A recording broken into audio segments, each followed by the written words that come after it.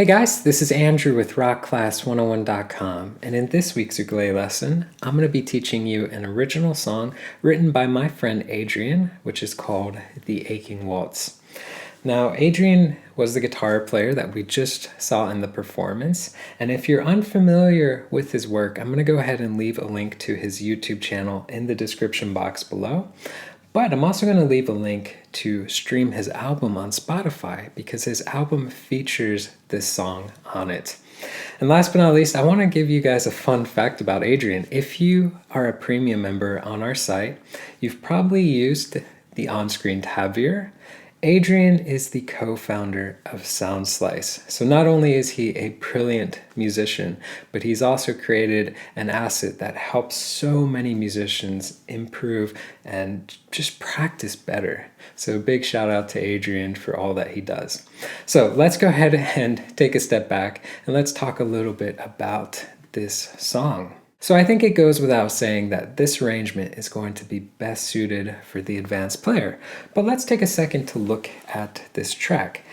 On this song we have ukulele, guitar, bass. Even though I called out only 3 instruments, the reality is there's actually 5 tracks on this recording. There is 2 guitars, 2 ukuleles, 1 bass. So we have rhythm guitar, lead guitar, rhythm ukulele, lead ukulele, bass. That presents a little bit of a problem because that implies that us, as a solo ukulele player, we can only play one part at a time. We have to choose either the rhythm or the lead part. And I thought from a lesson standpoint, it would be more fun if we kind of created our own arrangement. So instead of learning just the rhythm, or just the lead, what if we did a little bit of both? So throughout this tune, sometimes we're going to be playing the rhythm part, and then we'll switch over to play the lead part in the next section, and vice versa. That way, when you play along with the backing track, you get to do the best of both worlds. Now, with that said, let's take a step back. Let's talk a little bit about this lesson. So in this video, I'm going to be teaching you how to play the first half of the song. Now, if you want to learn the second half, you can do so by clicking this link right here. So you'll find the part 2 video lesson on that link. Or you can go to the site, rockclass101.com, do a search for the song's name. Now, also on that page will be the really cool interactive tab player. That's the one that Adrian co-founded, and of course the tabs that you can print off to follow along with. Let's talk about that tab player for a second. Now, this is a great feature where you can hit play, you can watch the tab scroll across in real time, you can highlight bars to loop sections, slow it down to any speed you wish. Just a great asset in learning this song that much easier. And last but not least on that page are the backing tracks. So we're going to have 3 backing tracks available for download. So we'll have one that doesn't have the rhythm on it. So if you just want to learn the rhythm parts and play along with the track, just filling in the rhythm, you can do so. We'll have the same for the lead, so one that just cuts out the lead. So if you just want to play the lead, we got you covered. And then we'll have one that is customized, so sometimes the rhythm falls out, sometimes the lead falls out, and that is the track that will match what I'll be teaching you throughout these lessons. Now, with that said, let's cover a few quick things that are going to help you out with learning this song. So the first one is that it is for high G ukulele, so make sure you grab your high G ukulele to follow along with. The second thing I want to cover is our right hand approach for finger picking.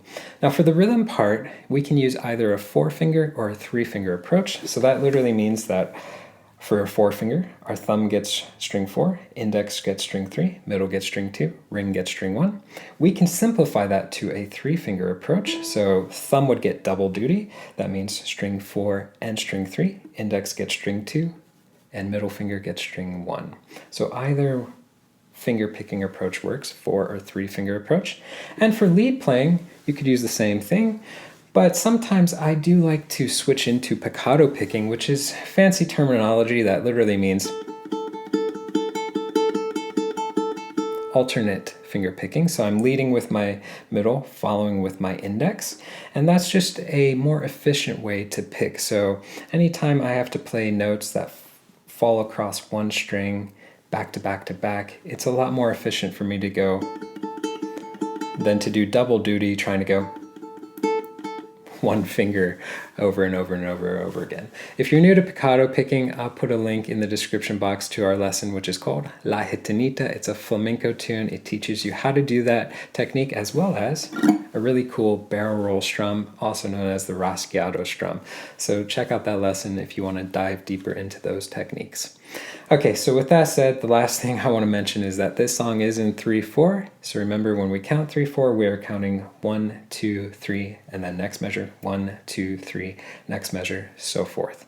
So let's jump into learning this tune. And the first thing that we have to note is that we actually do not play anything until measure 17. So the guitar is all on its own for the first 16 bars of this tune. So anytime that we are not playing for a lengthy amount of time, I recommend counting it this way. I recommend counting 1, 2, 3, 2, 2, 3, 3, 2, 3, 4, 2, 3, 5, 2, 3, 6, 2, 3, and so forth, right? If you count it that way, you will always know what measure you are on. If you count it 1, 2, 3, 1, 2, 3, 1, 2, 3, 1, 2, 3, you stand the chance of getting lost in the mix. So always count the bars out the first way. That way you know where you are at. So with that said, we're going to go ahead and jump into learning the tune starting on bar 17, what we're actually playing. And we're going to kick off with the rhythm part. If you'd like to jump ahead to learning the lead part, I'll put the timestamp up here on the screen, and let's go ahead and jump into it. So we'll put up the tabs for the first 4 bars. Let's take a look. So looking at these first 4 bars, the first thing we're going to notice is the rhythm. It is all quarter notes. So we're just playing 1, 2, 3, 1, 2, 3, 1, 2, 3, 1, 2, 3, right? So pretty simple from a rhythmic standpoint. But there's actually 2 ways that we can play this. If we look at just this first couple bars, and I'm just going to loop them, I have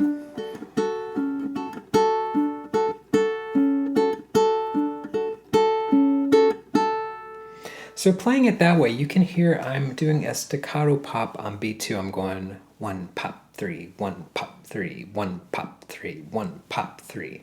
I think that gives it a really cool stylistic effect. Now, alternatively, you could play this as even spaced, where just everything just sustains and rings out. So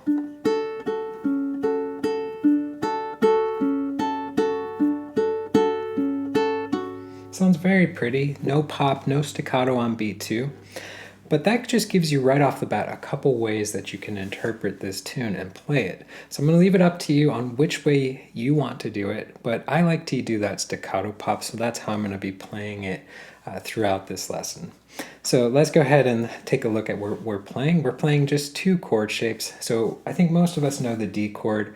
This time around, we don't have to do all 4 strings. We only have to do string 3 down. So take the middle, put it on the 2nd fret of string 3, ring is underneath that, and we have open A. So for this first part, we're going to play string 3, and then we're going to do a double stop, which means 2 notes at once. So we're going to pluck 1 and 2 times. Now to copy that stylistic approach that I called out, we're going to do a staccato pluck for beat 2. And then let beat 3 ring out. So with this staccato pop, anytime you have like open strings, you can just use the palm of your right hand to touch the strings just to give it a quick little mute. So we get that pop, that staccato sound. So that's our first bar, 1, 2, 3. Our second measure, we're just going to lift the middle finger up, keep the ring down, and put it on the 1st fret. So index is 1st fret of string 3. That gives us this D over C sharp, and we have the exact same right hand and same stylistic approach. So 1, 2, 3, 1, 2, 3. Try with me.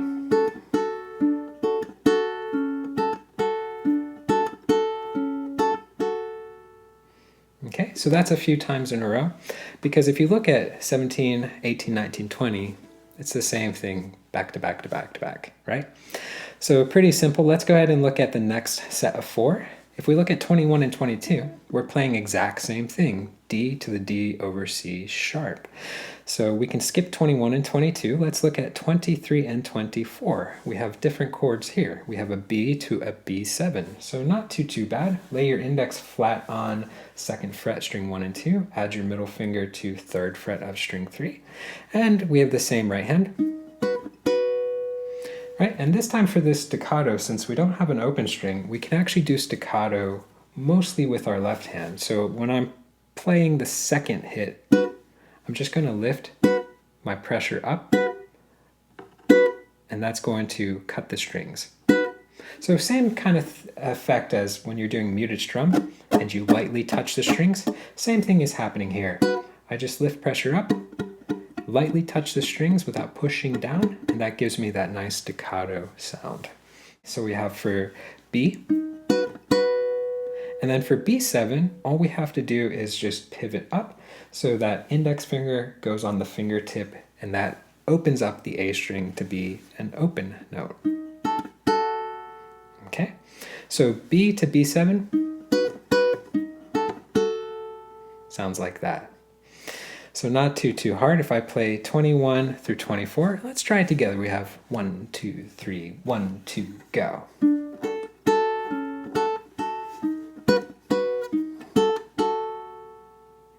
So pretty simple, right? So at this point, let me cycle through these first 8 bars and we can hear what we have so far.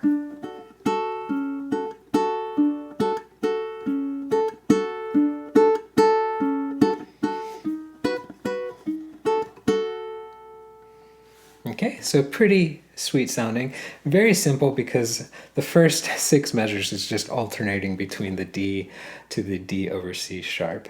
So let's go ahead and take a look at what happens next. So we have E minor to G minors. So we're starting off with that stock staircase for E minor, so go ahead and make that chord. And we got the same right hand.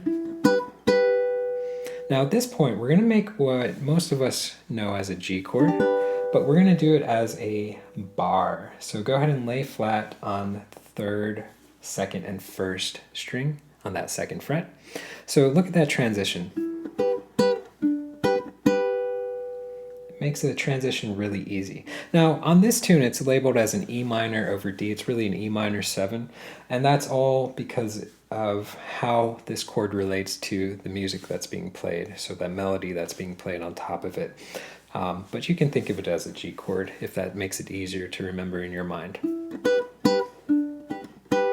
So pretty simple. 1, 2, 3, 1, 2, go. All right, at this point we're going to go up to a G minor, and it's going to be the same staircase shape as E minor. If we take E minor, go up a half step, comes F minor, go up a whole step, becomes G minor. If that blew your mind, check out this lesson on the caged method. It explains how I did that. But we have 7, 6, 5, so same right hand. So very simple. And then we've got to jump back down, and we have a G5, probably a shape we've played before. If not, its index is 2nd fret string 3, middle finger is 3rd fret string 2, pinky's 5 on string 1. So same right hand. Okay, so you may want to practice. Try looping.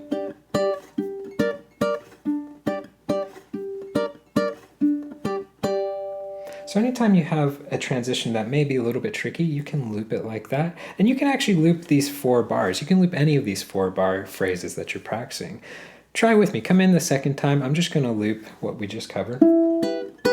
Let me start without hitting that note super hard.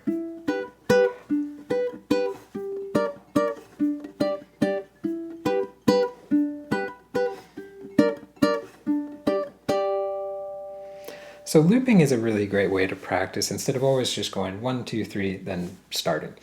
So looping is a great way to just get continual extra practice. Now let's take a look at what happens next.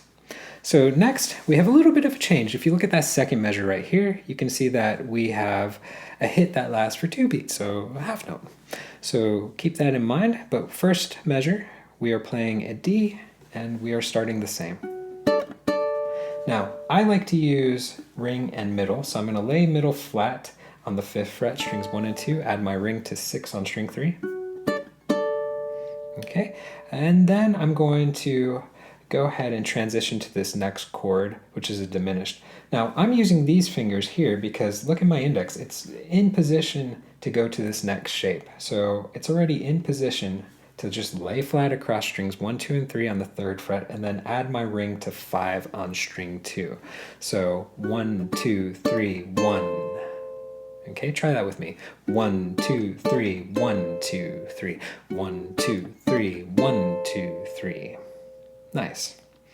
So I'm holding this out actually for 2 beats. So when I pluck it, 1, 2, then I'm going to hit the 3rd fret again on string 3 for beat 3. So 1, 2, 3, 1, 2, 3. Try it with me. 1, 2, 3, 1, 2, 3. Nice. Now the next chord, back to E minor. So staircase shape, and then to A. So we know the A chord, we don't have to use the full shape, so we don't need the 4th string. So just use your index finger on that 1st fret. We can pluck all 3. And for this ending, we're just walking 2nd, 4th fret up on the A string.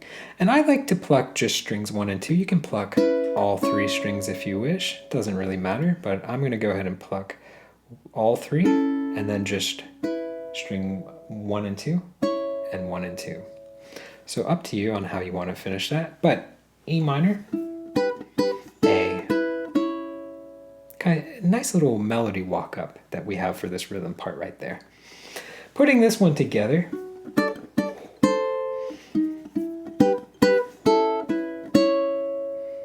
probably the hardest one that we've seen so far. Ba ba ba ba, da da da da, try with me.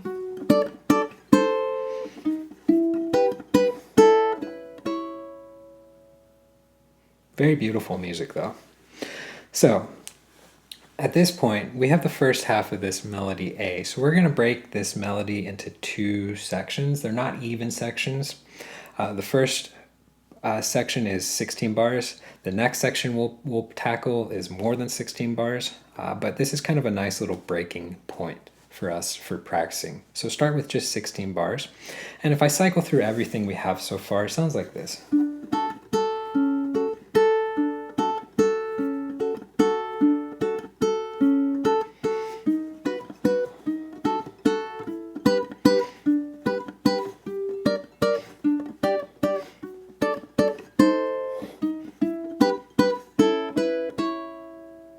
So let's try that with the band. So I'm gonna go ahead and start it a few bars before so you have time to feel the beat and jump in. But I'm gonna keep it at 100% speed. If you need to slow it down, you can use that cog in the YouTube player to slow it down to a speed that's good for you. But let's try those 16 bars with the band. Let's give it a go.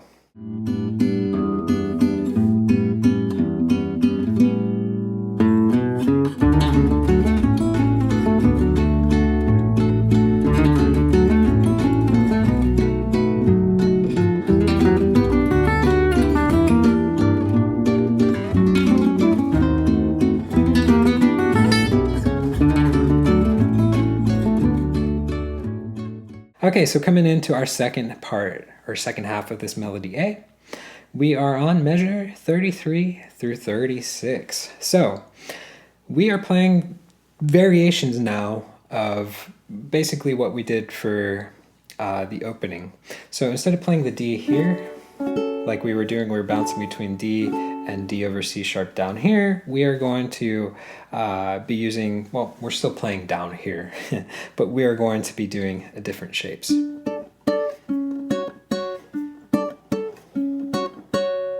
Okay, with that said, if these shapes are too hard for you, you can always play what you did before. But to give us a little bit of variation, Evan threw in some different shapes for us to learn. So let's tackle what he threw in for us. So for the first one, we have a D5. Go ahead and put the index finger on the 2nd fret of string 3. Lay your pinky flat on 5, strings 1 and 2. So same right hand where we pop the 2nd beat. And then after that, we're going to move down to the 1st fret and then add your middle finger to the 2nd fret on string 2 and pinky 4 on string 1. So So this shape is a little bit easier than doing a partial bar for the first shape. But those are the two that you want to bounce between. So if we loop it,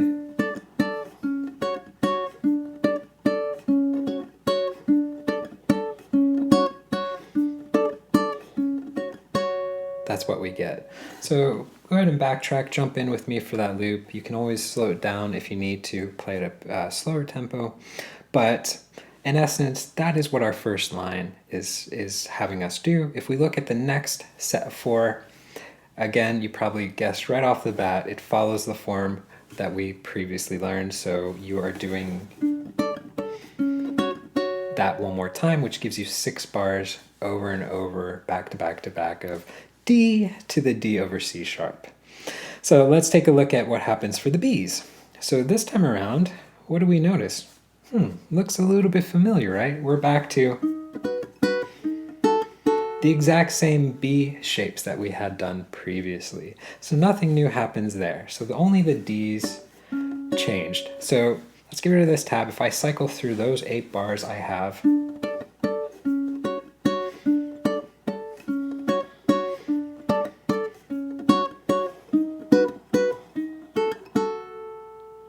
okay, so not too bad. If we take a look at what happens next, we are going to E minors to G minors. So if we look at what we're playing right here, we can see that we have the same first 2 bars. Let's remember staircase E minor to what most of us associate as just a stock G chord, but we're barring it. Now, if you look at the last 2 bars here, you can see that we are going to a stock G minor. So here's where it changes right here. So just that stock G minor. Of course, we don't need string 4 open, so just string 3, 2, and 1. Okay, let's see if we can try this set of 4 together. So we have 1, 2, 3, 1, 2, go.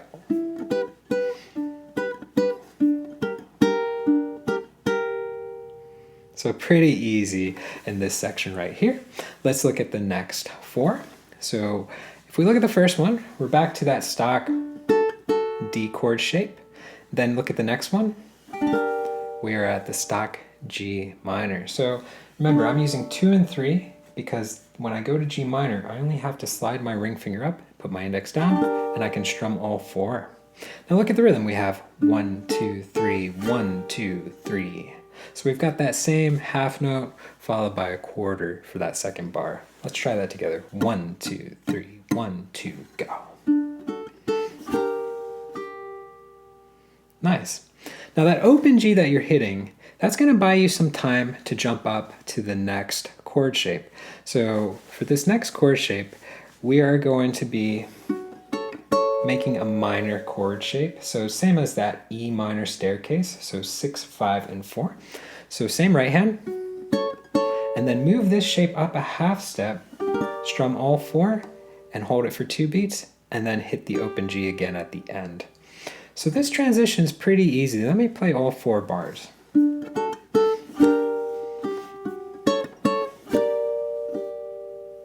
So it sounds like that. If I count it, 1, 2, 3, 1, 3, 1, 2, 3, 1, 3.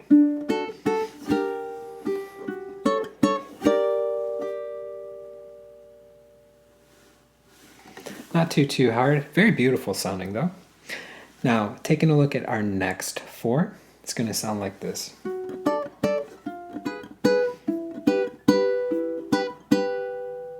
So a little tricky. So we're going back to that D where we used the middle to bar on 5, strings 1 and 2, and the ring to play the 6th fret of string 3. So same right hand, then we're going down to a diminished shape, so 5, 4, and you got to stretch to 2 with your index. So ring, middle, stretch with your index. Same right hand, then keep your index where it's at, push these 2 down a half step. That gives you your stock E minor. And we play that 2 times in a row. So for this one, you just want to hit pause on the video and work on this transition because it's a little tricky with that diminished shape being a stretch chord. So just hit pause. I want you to work on that one on your own, but remember, keep it nice and steady rhythmically. let's go ahead and look at what happens for our first ending. So if we look at these first 4 bars right here, very, very simple. We're going to start with an E flat. So lay your index flat on the 3rd fret, strings 1, 2, and 3. Pinky goes on 6 on string 1. We play that 2 times in a row, and then move that shape down a half step, and you've got a D. We play that 2 times in a row, and let's go ahead and look at what happens to end this first ending. So if we look at measure 57, 58, you can ignore 59 and 60 for right now. That is ending 2. So just look at the first 2 here. We have still a continuation of the D. And then to finish up the very last measure, we have our what we can consider a pickup bar that gives us the first 3 notes into the lead. So we can play 2nd fret on string 4, 4th fret, 6th fret. So I'm using index, ring, ring. I'm just going to hit it with my thumb. Okay, just walking up quarter notes. So 57 and 58 sounds like that. And that leads you into the lead, which we're going to jump into in a second. So backtracking, let's try ending 1, starting on 58, and we'll play all the way, 53. Got to get my glasses here. 53, and we'll play all the way to 58. Sounds like this. 1, 2, 3.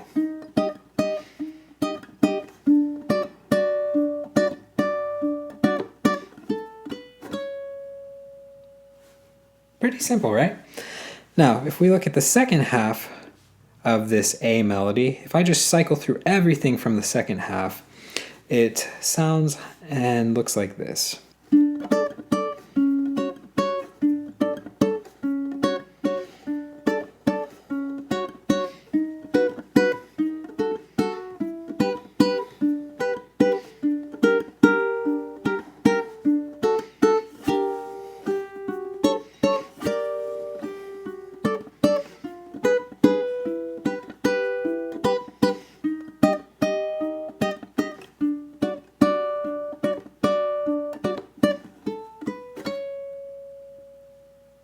Okay, so a lot more measures in the second half, but you'll just want to break this melody into 2 parts. I think it's a lot easier to tackle than trying to do everything, although at this point we're going to try to do everything. So let's do a play along with the band. We'll start again a few bars before melody A kicks in, that is measure 17. So you jump in for measure 17 and give it a shot all the way through.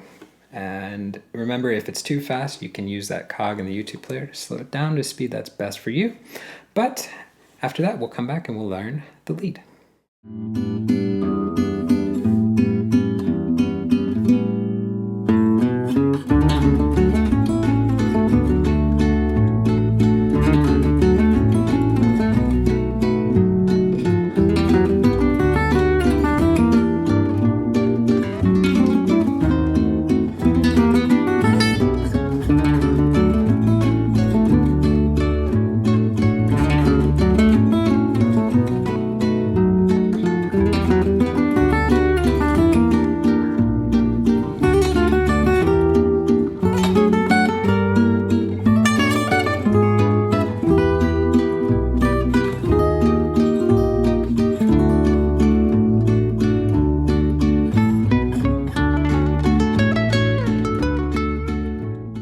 So we're kicking off now with our lead part, and we are backtracking to measure 17. So let's take a look at the first 4 bars of tab, and I'll go ahead and play through this, and then we'll break it down and learn it, although there's one thing we need to talk about right before we start teaching. So let's play it first, and then we'll talk about that.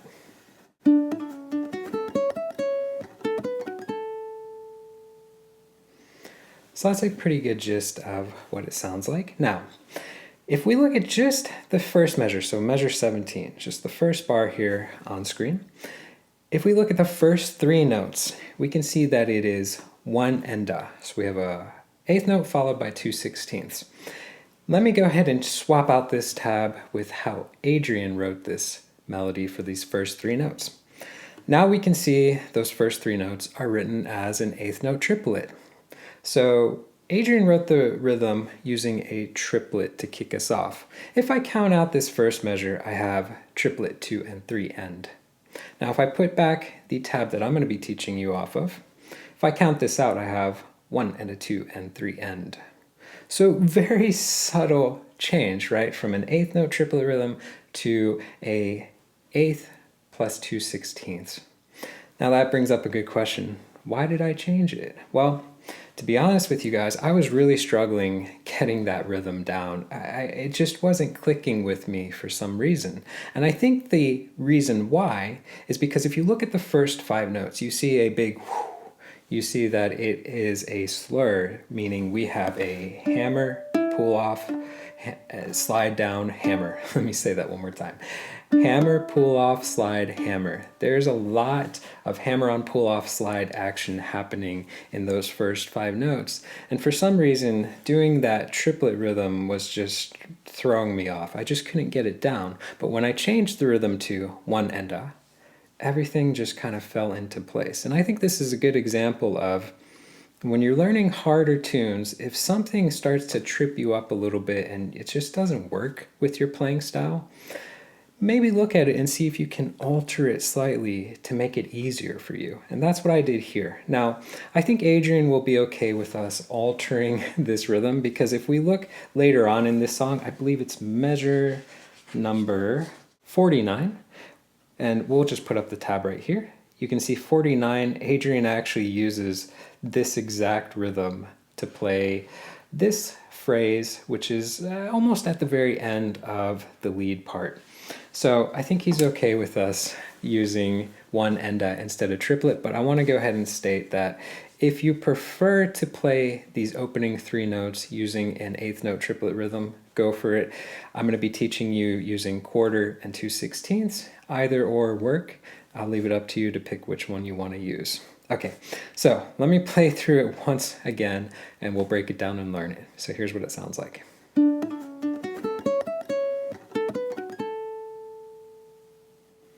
Okay, so that's a pretty good gist of what we've got.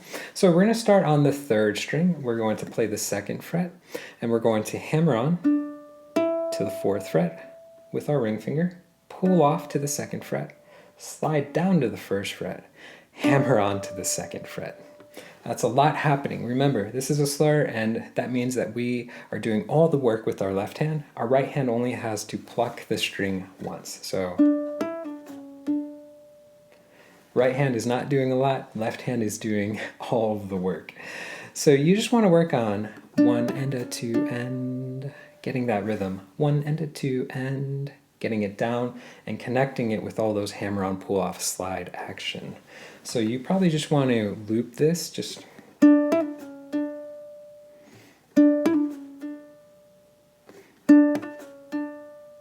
over and over until you start to get it in that ballpark. When you feel comfortable with it, let's add the next note.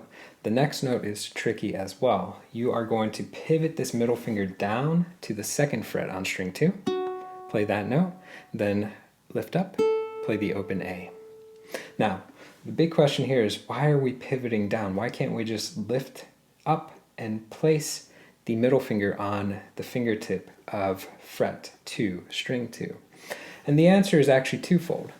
The first one is that it's actually more efficient to just pivot down, so it's more efficient for our left hand. And secondly, it helps to clean up our playing. This lead, we have to really work on not letting any unwanted string noise ring out. We're going to talk about that a little bit more, especially in the next phrase of this tune. But for right now, try to pivot down. You can see I curve at that joint right there. Just pivot down, and it's almost like a partial bar with our middle finger. So now I have this, the entire first measure. Rhythmically, 1 and a 2 and 3 and. So just hit pause on this video, see if you can practice getting just that down. Very, very tricky to start us off with. You can slow it down as well, try it at a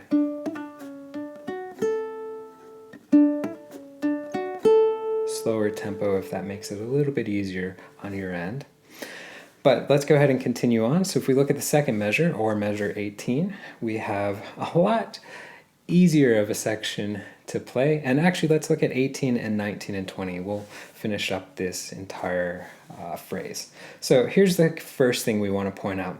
Look at the frets you're playing. You're playing notes that are on fret 4, fret 7, fret 5, fret 7, fret 6, fret 5. Basically, I just called out 4, 5, 6, 7. Okay? This means that we can play out of a box. So if you look at my left hand, you can see that I am just cycling through all 4 strings, and I have assigned 1 finger per fret across all 4 strings. So anytime you see a 4, you're going to use your index finger. Anytime you see a 5, middle. Anytime you see a 6, ring. 7, pinky. So that means that we're playing out of a box or playing out of a position, which is the 4th position. So it makes our left hand a lot more efficient if we go like that, instead of trying to go using, crazy stretches and jumps with our left hand. If we play out of the box, this section right here will be really, really easy. Okay? So start on the first string. We have 4, then pinky 7, back to 4, and then to finish it up, we have 5 on string 2. Rhythmically, 1 and 2, 3, and. Okay, so we have 1 and 2, and. 1 and 2, and. Okay, now look at the next measure. We have 7 on string 2, 6 on string 3, and then 5 on string 2. And that 5 on string 2 gets held into the next measure. So we're going to hold that note out for quite a length of time. If I call it out, I have 1 and 2, 3, and 1 and 2, 3, 1, 2, 3. 1, 2, 3, 1 and 2, 3, and 1 and 2, 3, 1, 2, 3. So try with me. 1, 2, go. Nice. Now if I put everything together, I have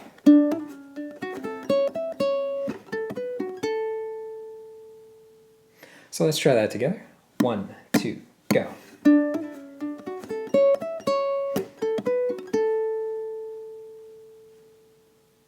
Nice. Now if that's a little bit too fast, you can always use that cog in the YouTube player to slow it down to a speed that's best for you. But at this point, let's take a look at the next 4. And we're going to notice something. They're identical to what we just played. So in essence, we're playing it 2 times in a row. So let's skip over that. And let's take a look at the next phrase. Now, this next phrase, if you look at it from a rhythmic standpoint, it's identical to what we just played. We're just moving it up the neck. Now, what our left hand has to do is a little bit harder in this phrase. So let's break it down, but first, I'm gonna play it for you guys. So here's what it sounds like.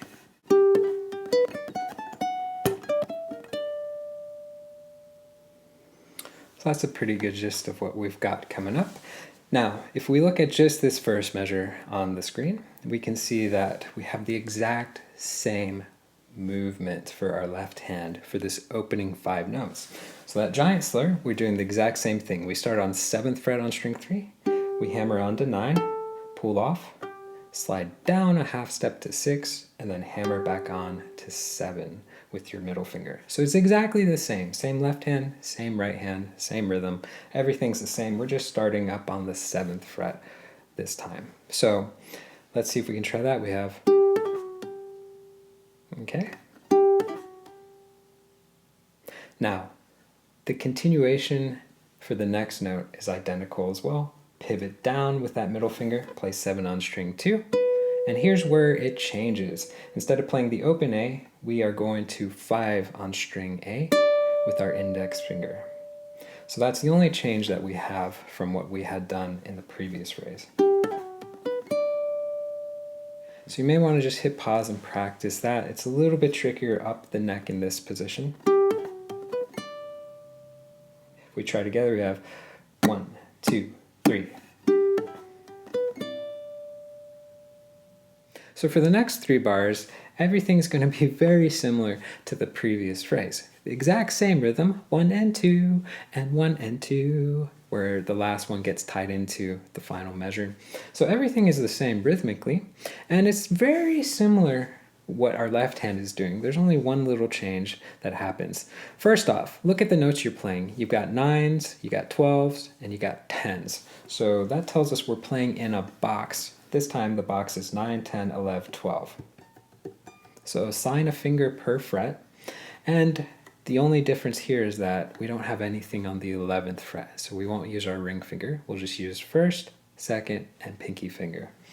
So start on the 9th fret. We're going to play that A string to the 12th fret and back to 9. So we have 1 and 2.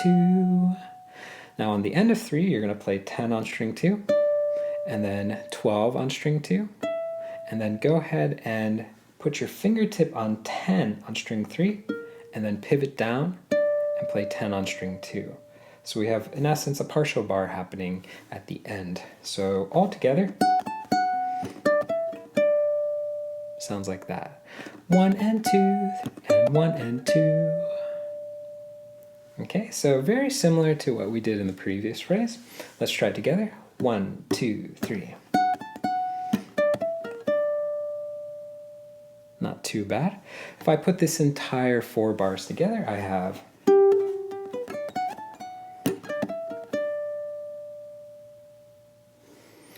okay, so a bit harder to play for our left hand in this spot, but let's talk about one thing we mentioned earlier, which is stopping unwanted string noise from ringing out. A lot of my ability to play this phrase cleanly relies on using my right hand to help mute strings, to help mute unwanted string noise. If I was to play this phrase without using my right hand to help clean up my playing, I may get some open strings ringing out in the backdrop, which might sound a little like this. So subtle, but you can hear a little bit of those open strings just kind of ringing out. And it's not horrible, but we could work on omitting that. We can work on eliminating that. And the question is how? Well, the trick is to use the palm of your right hand to touch the strings that you're not playing so that those unwanted open strings can't ring out. It's the same concept as doing like a muted strum where you lightly touch the strings with your left hand. This time you're lightly touching the strings with the palm of your right hand. So as I continue to play, you can see as I continue to play that opening phrase, I'm just lightly touching towards the very edge of the bridge right here, lightly just touching the strings just to keep them nice and muted as I play. Now this is a new concept for you. We did do a lesson that broke down this technique in greater detail. I'm going to link it in the description box below. It was a finger picking etude. I think it was number 11. I'll have to check out. We have like 33 finger picking etudes, but it'll be in the description box below. So if you want a little bit more in-depth detail on how to use the palm of your hand to mute strings, to stop unwanted string noise, check out that lesson. Okay, so at this point, we have learned the first 3 out of 4 phrases for the first half of the melody. Let's take a look at what happens for the next 4 bars. So first thing off the bat, take a look at the first measure and the third measure. You can see that both those measures start us off with an 8th note triplet. So doing an 8th note triplet here is a lot easier to do because you don't have this giant slur. We don't have 5 notes that are hammer-ons, pull-off slides, etc., right? We only have the hammer-on, pull-off for the triplet itself. So using a triplet rhythm here, to me, just felt really natural and very easy to do. So I just want to point that one out right off the bat. So with that said, let me play just the first 2 bars and then we'll break it down and learn it. So it sounds like this. So that's a pretty good gist of what it sounds like. Now, off the bat, if you look at just the first measure, you can see that we're still in that same box where we left off in. So 9, 10, 11, 12. So keep in mind which finger to assign per fret. We're going to go ahead and start on the 9th fret of string 2. Do a quick hammer-on, pull-off, so triplet, triplet. Then take the pinky, go 12 on string 3, and then back to 9. So I can actually just leave my index finger planted on that 9th fret when I'm playing that opening phrase. Okay? Then we're going to go to 12 on string 2, and then back to 9 on string 2. So triplet 2 and 3 and. Now we're going to break out of the box with the next note, which is the only note in the second measure, which is 8. So you're just going to hold that out for the entire bar.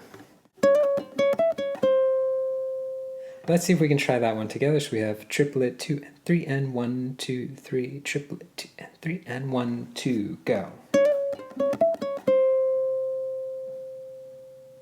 Nice. Maybe a little bit slower. 2, 3. Okay. Now, continuing on to the next phrase. Sounds like this. And let's do this actually. Let me just play 31 by itself. Okay, let's just start with that because it's a little bit hard. So same thing, starting off with a triplet, eighth note triplet. So we're on 7 to 8 to 7, so hammer on pull off. Then take your pinky, play 10 on string 3, back to 7 on string 2, 10 on 2, ring finger plays 9 on string 1. So we are playing out of a box. Box is 7 to 10. So assign a finger per fret. And that's what it sounds like. Triplet 2 and 3 and. All right, let's see if we can try that one together. A little bit slower this time. So 1, 2, 3, triplet 2 and 3 and 1, 2 again. And then let's take a look at what happens for this last measure. So for this last measure, we are doing a couple grace notes. So just a very quick flourish to start us off. So we have a very fast 12, 14, 12 hammer on pull off. So use your index finger and your ring finger. Just a very quick hit on that first beat. Then go down to the 10th fret and then down to the 4th fret, all on the A string. Okay, so we have 1, 2, 3, ba-da-da-da-da. Let's try it together. Ba-da-da-da-da. So very, very tricky, especially when you play it up to speed, because quite a bit of jumps happening, a lot of movement. If I connect 31 to 32, sounds like this.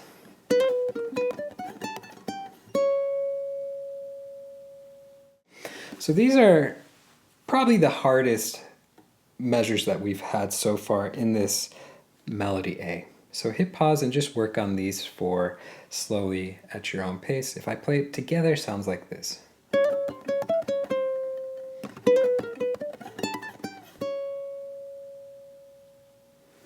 Very, very tricky stuff.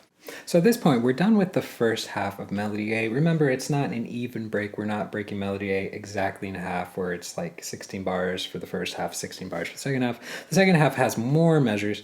This is just kind of a nice clean break for practicing. These first 16 bars that we've just played through is a good stopping point for just working on the first part of Melody A.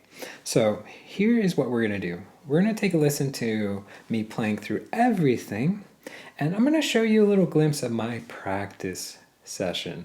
So what I like to do when I'm practicing pretty much every song is I like to record myself. That way I can watch the tape back and really hear what parts I need to hone in and target my practice in. And I think it's really cool to show you guys this because it gives you a glimpse of real life. Like when you watch the performance from Adrian and Evan and Christopher, like they've got it down. They are playing at performance level. Everything is as close to perfect as humanly possible. But it's kind of cool to see a little glimpse into a actual practice session because it shows you more of the human element, right?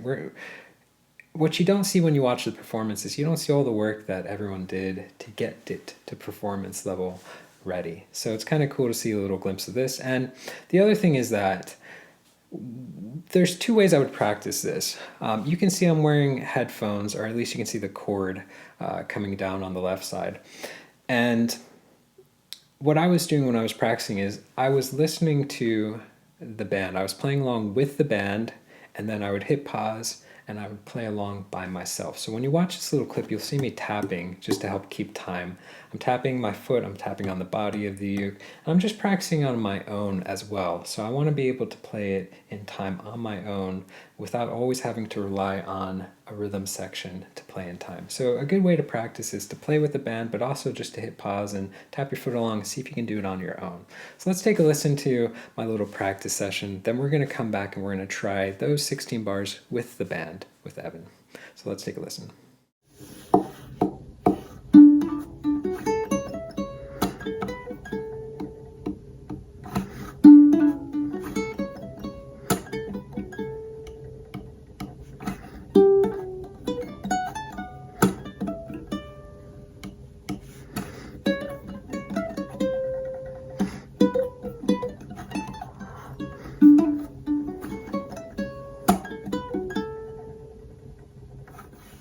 All right, so now let's go ahead and try it with the band. I'm going to keep it at 100% speed. Remember, if you need to slow it down, you can use that cog in the YouTube player to slow it to a tempo that's better for you.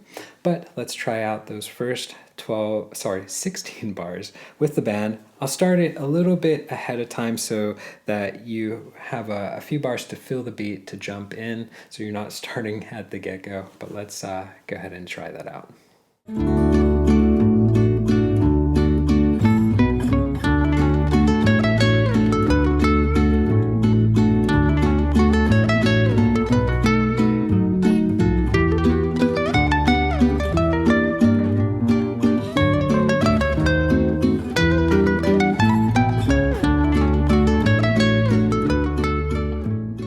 Okay, so at this point, we are jumping into the second half of this melody A. So let's put up the first 4 bars for the second half. This is measure 33 to 36. What do you notice? It's exactly the same first phrase that we learned. So we're going to go ahead and skip over that. Let's look at the next set of 4 measures. It's a repeat, right?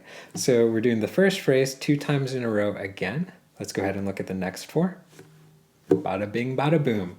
Exactly the same, where we were playing the exact same second phrase that was higher up on the neck. So these 4, 8, 12 measures, they are the same 12 measures that you played for the first half of melody A. So everything is identical. So let's skip over this and let's look at what actually is new. So the next set of 4, which is 45 through 48.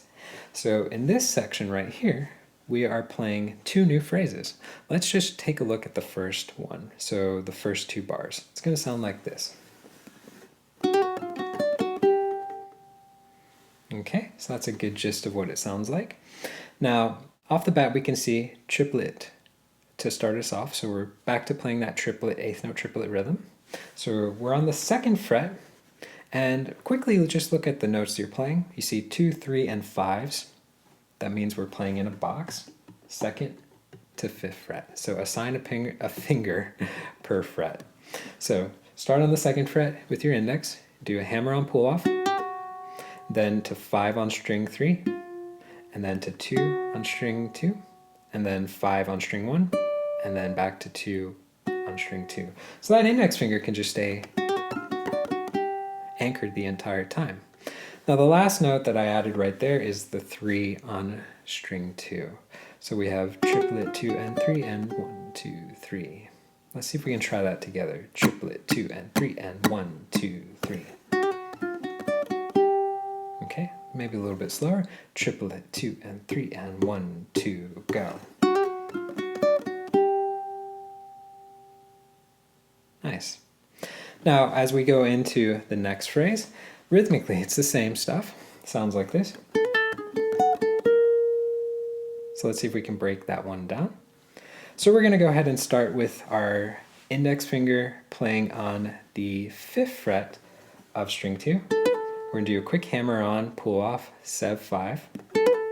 Then take your pinky, play 8 on string 3. Then back to 5 on string 2. This time around, you got to break out of this box and you got to stretch to 9th fret on string 1.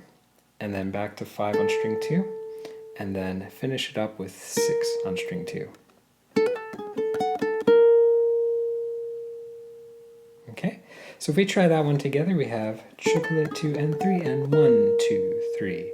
So we're mostly playing out of the box 5, 6, 7, and 8, but we do break out of it when we have to stretch to 9 on string 1. Let's see if we can try that one together, not too hard. Triplet, 2 and 3 and 1, 2, go. Nice. If I put those two together,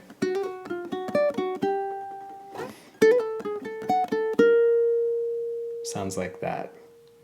Now let's take a look at the next 4 bars. And this, we can see right here, 49 was that same rhythm that we had used before, one enda. So we're not playing the triplet, we're playing one enda for this opening phrase. Sounds like this.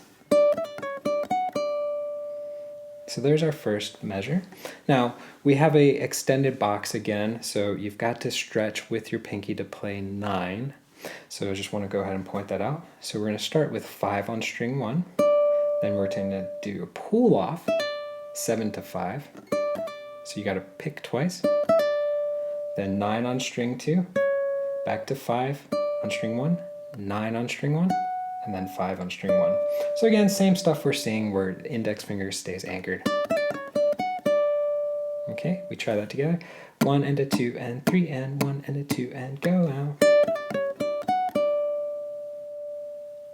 Okay, at this point we're going to switch over to this chord. So it's a very fancy name, A flat diminished 7. So to do this chord, you're going to do a partial bar. Lay your index finger flat on the 4th fret, strings 1 and 2. Add your middle finger to 5 on string 3. We're going to go ahead and pluck that, and we're going to hold it out for 2 beats. So we have 1, 2. At this point, take your pinky, place 7 on string 1. So we have 1, 2, 3. So if I put this together, 1 and a 2 and 3 and 1, 2, 3. All right. The next phrase that we're going to play is actually really easy. We're going to go down to an E minor. We can pluck or we can strum it, and we're going to hold it out for the entire measure plus the first beat of the next measure. So we have 1, 2, 3, 1, 2, 3. And to finish it up, we have 5 to 2 on string 1. So pretty cool, right? Let's see if we can try that together. So we have 1 and a 2 and 3 and 1, 2, 3, 1, 2, 3, 1, ba-da. 3, 1. Nice. Cool. So to finish up the end of this melody, A, we, at this point, are going to skip over measure 53 through 58 because that was ending 1. Remember, this second time through melody A, we are playing the lead, so we are going to jump to ending number 2, which we can see is measure 59 and 60.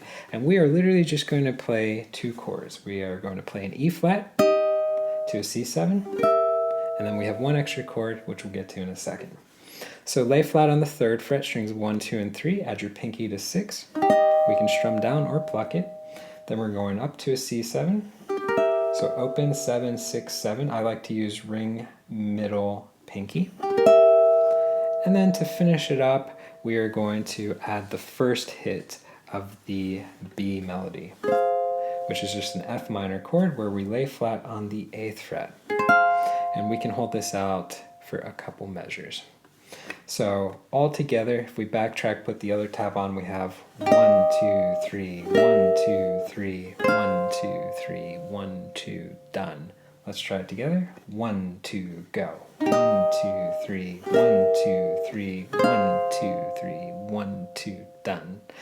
So not too bad to end the phrase. So the second half of melody A, if we recap, we started off with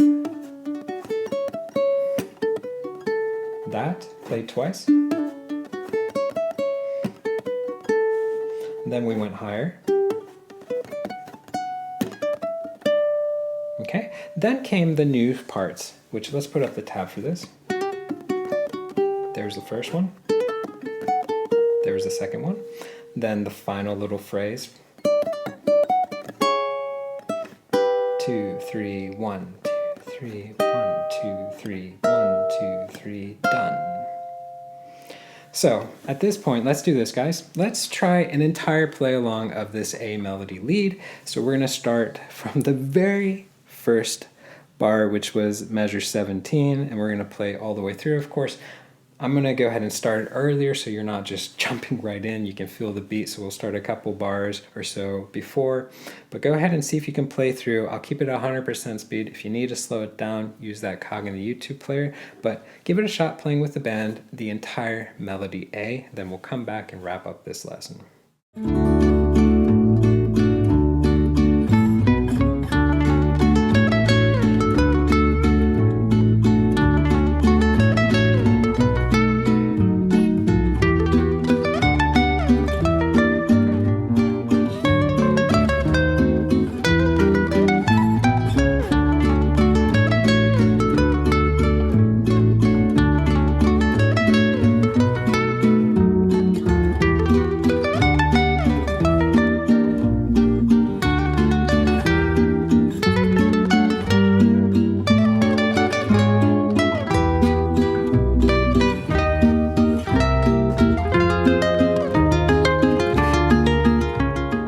Alright guys, so at this point you have now learned the first half of this tune. So we've learned a little bit of the rhythm, a little bit of the lead. If you'd like to jump into the part 2 lesson to learn the rest of this song, you can do so by clicking this link right here. Or you can go to the site rockclass101.com, do a search for the Aching Waltz. Don't forget to, on that page, are the tabs that you can print off to keep for your records, plus the really cool interactive on-screen tab viewer. So that is the really neat feature where you can hit play, watch that tab scroll across in real time, highlight bars, loop sections, slow it down, all that fun jazz. And don't forget too, we're going to have backing tracks. We will have 3 backing tracks for this tune. We're going to have one that omits the rhythm, one that omits the lead, and one that is customized that matches the lessons that I am teaching you. So sometimes you play rhythm, sometimes you play lead. That backing track will match it to a T. So guys, I hope you enjoyed learning this tune, and I will catch you in the part 2 lesson. Take care.